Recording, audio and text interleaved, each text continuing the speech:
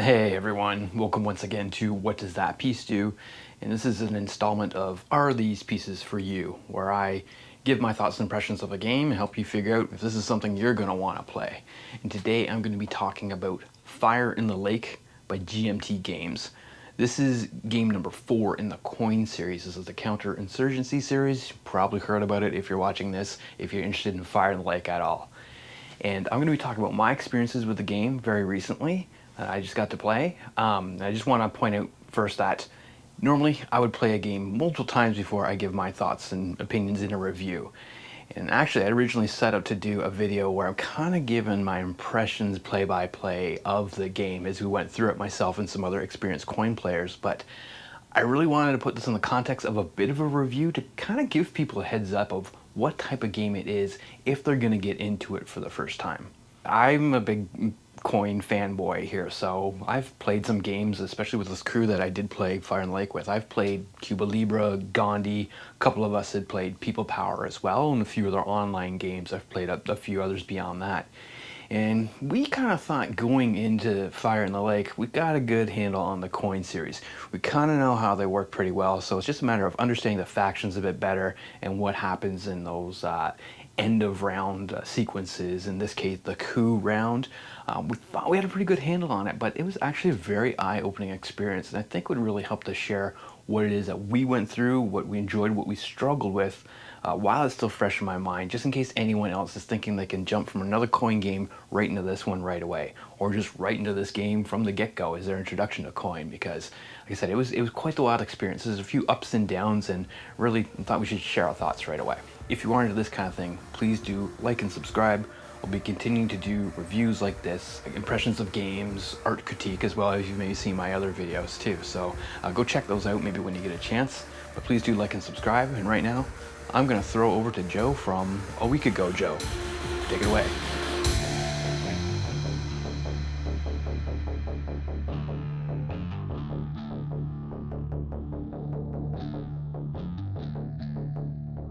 Thanks for tuning in to this kind of special episode. I mean, I haven't done this before, reflecting on my thoughts on a game while playing through it, just throughout the game anyway.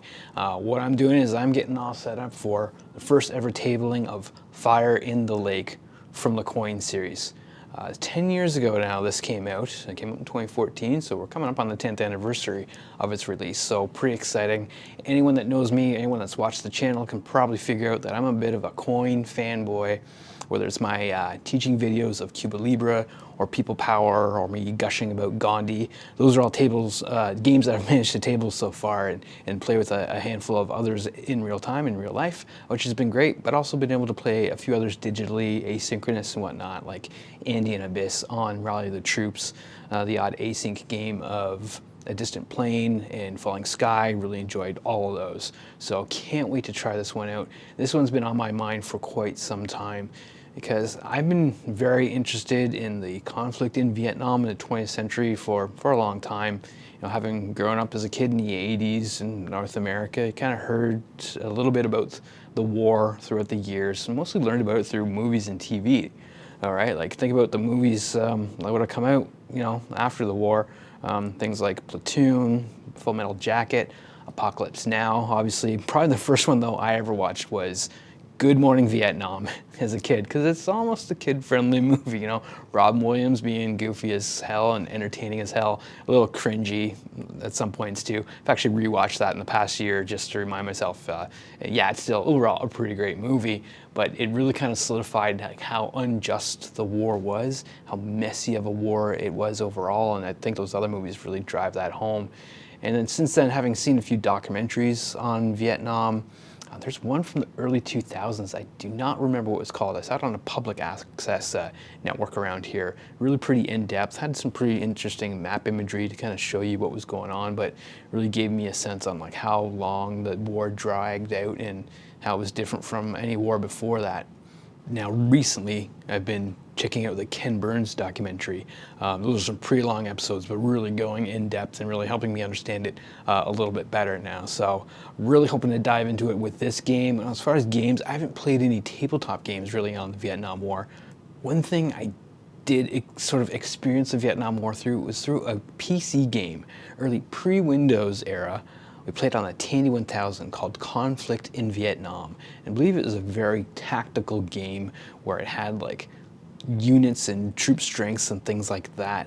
I don't think I knew what I was doing at all. I was just kind of mashing keys and just seeing what happened because I had like no strategy or no understanding of like all the math that goes into, you know, calculating hits and losses. But I think it was very kind of like a hex encounter type of game.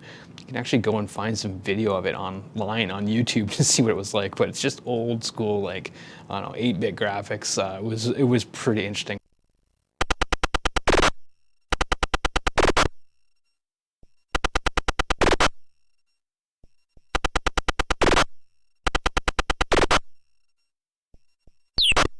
But I remember spending hours mucking around with that and all the different scenarios too. So this is obviously going to be quite a bit different using the coin system.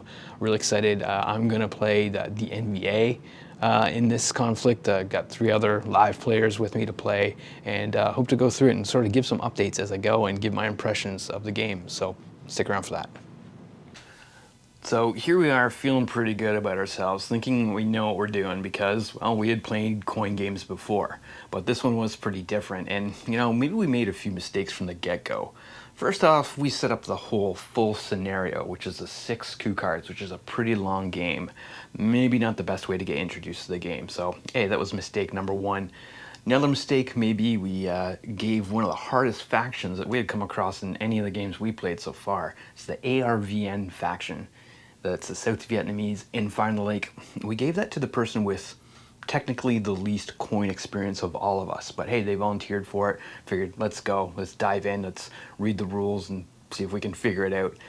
Probably not the best idea. I think you need someone that's able to adapt a bit more to these very difficult coin factions as they are. The counter-insurgent factions themselves, they're always a bit tougher. You're always on your back foot quite a bit more. I was a bit luckier. I had the NVA faction, and it was pretty straightforward, especially if you'd been any of the insurgent factions before in some of these games. I kind of got a handle on it pretty quick, so my turns were pretty quick, and it was pretty easy for me to make decisions and know what I had to do. But I gotta admit, the ARVN and US Army, I've been warned about this in the past, 2 of the more difficult factions in any of these games so far. Yeah, they're really tough to grasp, so their turns took quite a bit longer, and I got locked into a lot of AP to figure out how can I get done what I'm trying to do, how many moves, how many different types of actions, and then on top of that, their operations and their special activities, they're pretty complex in what they're supposed to do with them, and you gotta take a few turns to really set yourself up for success. So after that first coup, we had the US in victory condition, but then they had to get some troops out, so their available troops number but then we also went way down. Mind you, The Viet Cong's in pretty good shape. They're only 7 points off. So as for myself, as the NVA player, the most interesting twist on this game I hadn't seen in other games is the trail track. So there's the Ho Chi Minh Trail, obviously was a very important part of the Vietnam conflict, and it's not represented by any one like trail straining through the map on the countryside through Laos and Cambodia. It's really just the strength and resiliency of that trail. So when I do certain things, when I'm beefing up my forces, it's actually a bit of an add-on, whatever the trail strength is. I get to add that many troops in or that many guerrillas, so it really helped me. I got that racked up pretty high pretty quickly, and again, with the other side of the table not really knowing what they should be focusing on, they didn't realize how powerful that could be, and I really started to run away with things there, getting a ton of cubes out on the board because I racked up that trail and they didn't take any actions to knock it back down. So I was in pretty good shape there. So as you can see, me as the NVA player doing really good in the north, of course, plugged up this spot here, and I'm ready to take over Hue, and you'll turn here. Just next time I get a march, maybe I'll get in there and really take things over. I was doing pretty good in the middle for a little while, but then I got kicked out of Bin Dun. Well, actually, I pulled my troops on the last redeploy to move them down into the south because I still have a base down here right on the doorstep of Saigon. And I was actually doing pretty good in this whole region, the Mekong Delta, a little while ago, but they kicked me out of there too, so I was quite the threat. But here I am now, trying to do some damage, and we're all set up and ready to go. But you can see the Viet Cong started to dig in pretty good too. Okay, so here we are. We are just 2 coup cards into the full scenario of Fire in the Lake, which includes 6 coup cards. So that's taken us about roughly 6 hours to get through. Our first time playing, all of us. One of the other players is soloed. We all know Coin pretty well. But yeah, it's taken a little bit to kind of get the hang and flow of the game, and some really tight decisions have been happening already in some AP, mostly on the US ARVN side of things. They're really having to make some pretty tough decisions. So I'm playing as the NVA. I've actually got it kind of easy. It's kind of the most straightforward one, and honestly, the way I can get my troops out on the board is very efficient, so I'm just dumping some red onto the board and frustrating them completely. I was pretty deep into my victory condition just a few cards before this last coup card came up, but they did manage to knock me down, and the Viet Cong really didn't help. It's supposed to be my buddy, but he almost wanted to let me win just to, you know, our side could share the victory, but no, I couldn't let that happen. Wanted to play it out. One thing we're finding out though with this game, unlike some of the other coins we played Cuba Libre and we played Gandhi together, and the way those factions all kind of have to play off each other and kind of cooperate in a few different ways. We're not seeing that in this game. This does feel like more a traditional war game. Stacking up troops on the board, trying to assault, and the 2 guys, ARVN and US Army, are really in cahoots. They're one side of the table, myself and the Viet Cong player the other side of the table. We're just kind of planning things out together. So it does really feel a bit more like what I think is a traditional war game. And some of the players don't like that quite as much. We think the back and forth and looking out for who's on top and how do you negotiate with the other folks and kind of bring that player down. Not quite feeling the same way in this game, but still it's really interesting how things are playing out here. Like I say, I was looking in really good shape, but then I got knocked down just 1 point away from victory as we went through that coup round. Well, now things are looking really good for the Viet Cong. They're like 4 or 5 points into their victory condition. So watch out for the rest of the crew to start to knock that person down, myself included. I got a little bit of control over how they can win here, and I might kind of get in their way a little bit, but we'll see. I'm just kind of biding my time. We think we might get to only 1 more coup card, just the way things are going, the way the day is progressing. As you can see, the sun is setting here in Saigon, so we don't think we're going to get all the way through this game unless, hey, someone pulls out a victory here in the next coup card. So we shall see. We're going to keep on playing and see how things go down.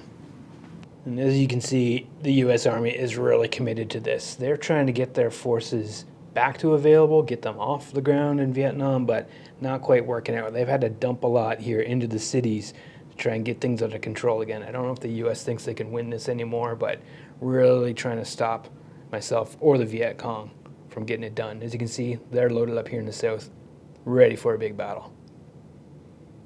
So we mentioned that partway through. It's the fact that this felt like more like a classic war game than these coin games that are a little bit more nuanced and have these shifting alliances, and we really appreciate that about the coin series. So rather than sitting in these different positions pointing guns in all the different directions or making deals and alliances side to side depending upon where we're sitting at the table, didn't have that as much. We had myself and the Viet Cong on one side and the ARVN and USA on the other side, and we were basically pointing guns back and forth at each other, getting quite a bit of help from the people on our side of the table. So that was really different for us. It felt like a 2v2 game, not a one for all with some shifting allegiances.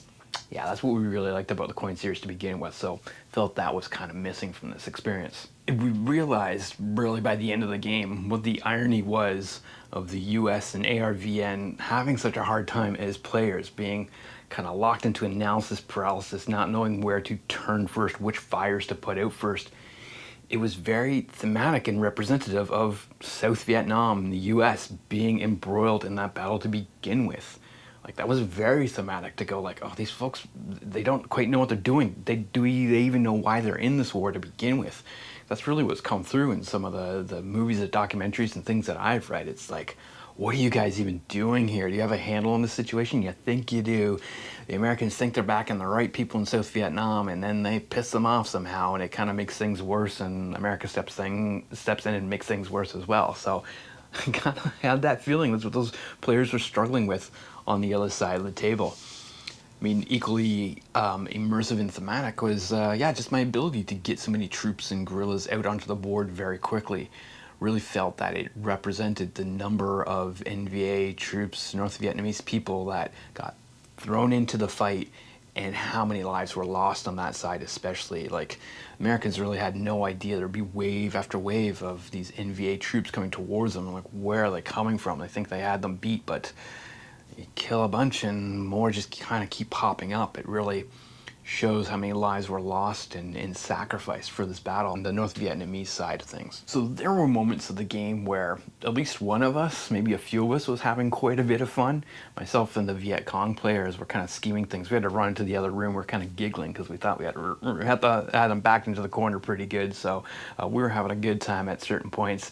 But there was highs and lows for everyone. You know, everyone went through like, oh, this is really cool and really got a handle on this, to come crashing down a few turns later.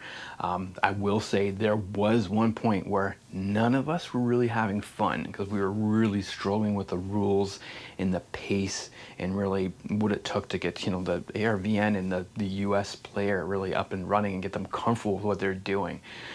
At one point, we kind of just sat and looked at each other going, like, what are we doing? Are we enjoying this? Do we want to finish? Would we ever play this again? Like, there were some down moments throughout play, but we slugged on through to the end. Like, it took a long time to really get going. 6 coup card scenario. Yeah, not ideal for our first time at bat with this one. We were going to call it for the 3rd coup card. We're just going to say, hey, whatever it is, that is. This is the experience. Chalk it up, see what happens here. But actually, it did work out that that was the end of the game. I was the NVA player, and in that 3rd coup scenario, when we could finally start to use these pivotal cards, that was the interesting thing. This is a new element we're not used to. You can take the one card that you have for your faction, and if you don't like what you see on the event card that's just been put in play, you can throw your card on top of it, meaning you're going to have the first move. You're probably going to take the event because the event's very powerful.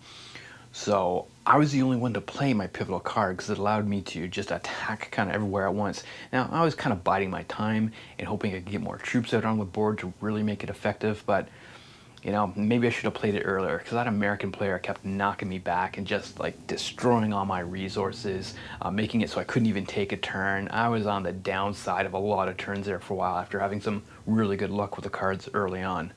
So eventually I did throw this card down, put myself in a very good position, managed to claw up over my victory condition, and I think it was knocked back and got back up again once towards the end, just as I was making the final moves and that next 3rd coup card was coming up. However, the US player decided to smack me back down, and in doing so, took their eyes off of what Viet Cong was doing. Viet Cong player was just one move away, and that's all they needed to do one more terror and swing the opposition in their direction, put them into winning victory condition, and that's it. They won. They won on that coup card. We did actually technically finish the game. We didn't think we were going to. And at least in doing that, we did get a natural win, so that felt kind of good. I mean, it felt especially good because, well, I was in pretty good shape, but hey, my side, my buddy here, the Viet Cong, we won it. He won, but hey, I feel like I'm sharing in that victory, right? Or at least I tell myself that. And there was a lot of discussion afterwards, even after everyone had gone home and we started messaging each other, just saying, oh, wish we did this, wish we did that. The Arvin player really coming to terms with how difficult that faction was to play. A little bit of a post-mortem, and as we figured out, okay, what did we really get out of that experience? Ultimately, we did say we want to come back to it. We want to give it some breathing space, but we will come back to it in the future. I don't know if we'll do that whole 6 coup scenario, maybe a shorter one, just get back into it. Probably have to do it fairly soon while it's kind of fresh in our minds, but we want to give it some breathing room for now and just kind of sit with it. Ultimately, for myself, I think it is a pretty great coin experience. I can see myself taking on those tougher factions down the road. As it is, next time we'll probably just stick with the same factions because we got the hang of them now. I could see myself playing this quite a bit. I look forward to soloing it as well, using a Truong bot because I got really used to the Gandhi bot and the People Power bot, so I really don't mind playing those at all. If I've got time and space, I'll be more than happy to slap this down for days on end and really dive into it and all the expansions that go with it too. So that's a future project for me for sure. But I would like to play it again because it does have that very rich coin experience of seeing these build up of troops, or at least power and force, and all the different points in the map and how it shifts over time. A story really does evolve. That's what I realized I really like about the coin games is it's not necessarily about those specific cubes representing specific troops or the troop strength or whatnot. It's more about the opportunity for those troops to act, for them to replicate, reproduce, and rally, or march into a position where they can strike and attack and really cause some damage. I really see coins as a data visualization exercise. It's like an analog data visualization. I'm not seeing necessarily the troops on the ground, the actual, helmets and guns, but I'm seeing this buildup of forces and this upswing and opportunity in the different regions across the map as the story plays out right in front of your eyes. Definitely has that for sure. So I'm all on board for really checking this out and really getting to understand a bit better in the future. I hope this helps the average viewer understand what it's like to get into this game, even if you do have some coin experience. If you don't and you're more of a traditional war gamer, well, you might like some of those elements of like 2v2, it's us versus them type thing, because it does have those elements of it, but still you gotta be on your toes. You gotta know how the coin system works and flows, and how an operation, a special activity, when to use it, when's the right time to use it, when's the right time to take an event or deny the event from another player. Working with others that maybe win the game and you don't, but hey, are you going to be satisfied with that? Is that a satisfying conclusion for you? I think there's a lot going on here, a lot to love and appreciate, even with the experience that we had. Again, just jumping in with both feet without fully understanding how complex this game is, maybe kind of threw us for a loop. But I'm glad I got to play it. Glad I got to play with these guys. We always have a good time at some point anyway, and we come out of it just with our heads in different places. It's always going to do that. It's going to have some effect on you, whether you really enjoyed it or not. But if you want to play your first ever coin and you're a little afraid of how complex this one is, I would say start with something like Cuba Libre or People Power or A Distant Plane, or if you can get your hands on that one too. I think those are good ones to dip your toe into the water and just kind of test out a little bit. At the end of the day, Fire in the Lake is one of the most immersive experiences to really experience this painful, awful conflict, one of the worst conflicts of the 20th century, is how complex and deep and nasty it was. Let me know what you think. Have you had a chance to play it? Did you do the same thing we did? Just kind of go in with some coin experience thinking you're gonna be able to just wrap your head around this brain and were thrown for a loop like us? Or was your experience much better? Did you really enjoy it first time out? Is it your first ever coin game? Are you curious about it? Do you have any other questions? Happy to answer what I can, but also looking forward to playing this more and giving more thoughts and feedback down the road. But for now, thank you for tuning in. Hope to get to see you at the table someday. I hope to get to see this one at the table again someday too. Cheers, everyone.